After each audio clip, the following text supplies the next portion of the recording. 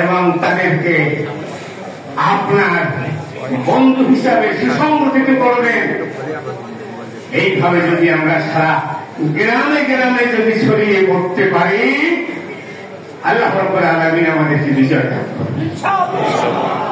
আপনাদের দায়িত্ব হচ্ছে, এতদিন পরে আমরা আমাদের লেবার দপ্তর থেকে আসছেন, যে এতদিন পর্যন্ত বৈঠক করতে পারেন নাই, আপনারা কোনো মিটিং করতে পারেন নাই।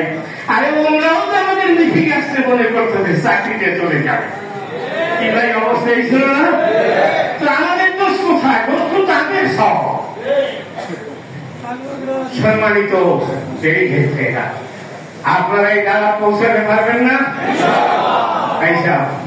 ডিসির লগে কথা বলতে পারবে না, ওসির লগে কথা বলতে পারবে না, তাহলে আপনার কাজের লোকের সাথেও কি কথা আপনারা বলতে পারবেন না? কি পারবেন?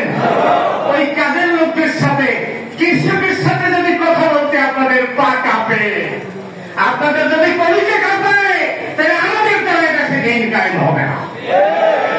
অতএব কারণে আমরা ঘরে ঘরে পৌঁছে সকল শ্রমজীবী মানুষের কাছে এই দাওয়াত আমরা পৌঁছাবো, তাদের মুক্তির দাওয়াত। রাসূলের আদর্শ ছাড়া, কোরআনের বিধান ছাড়া কোন মানুষের মুক্তি আসতে পারে না। মানব রচিত আইন মানুষের জন্য জুলুম, মানব রচিত আইন মানুষের জন্য অভিশাপ, যা শেখ হাসিনা আমাদেরকে দেখাইয়ে গেছে।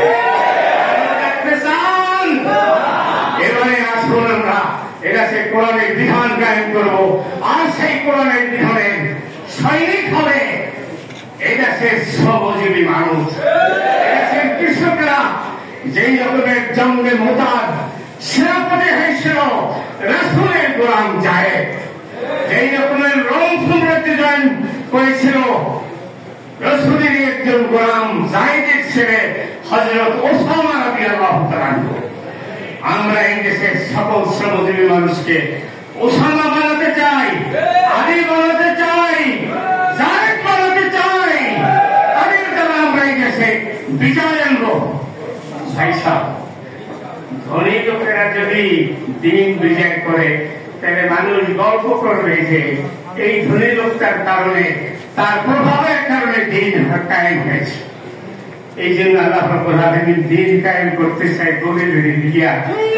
মানুষ বলবে যে ওদের কোনো শক্তি ছিল না, একমাত্র আল্লাহর শক্তি দ্বারা তারা বিজয় লাভ করেছে।